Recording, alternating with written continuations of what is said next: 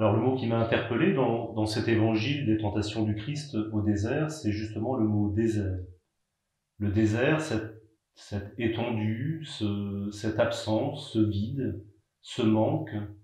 Et voilà, ça m'interpelle dans le sens où qu'est-ce qu'il reste de nous, de chacun d'entre nous, quand on nous retire toute la matérialité de notre quotidien, quand on nous retire nos occupations, notre travail, nos distractions, nos objets, notre iPhone ou Internet, etc.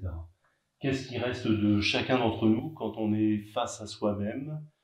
Et puis, si on va encore un peu plus loin, qu'est-ce que l'homme? Qu'est-ce qu'il reste de l'homme quand on est, par exemple, SDF, quand on est malade ou mourant, hein? Qu'est-ce que l'homme?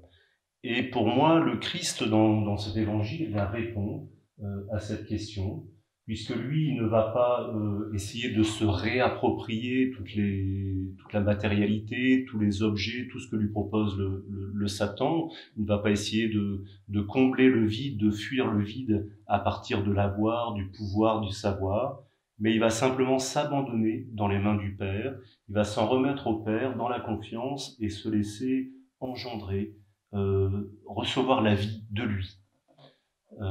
Voilà, ecce homo, voici l'homme. Et, et voilà.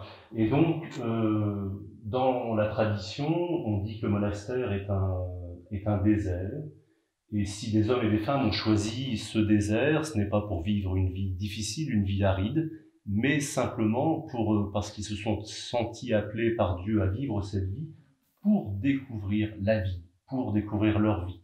Alors en ce temps du carême, n'ayons pas peur d'affronter nos solitudes, nos déserts, pour laisser naître, germer ce qui veut vivre en nous.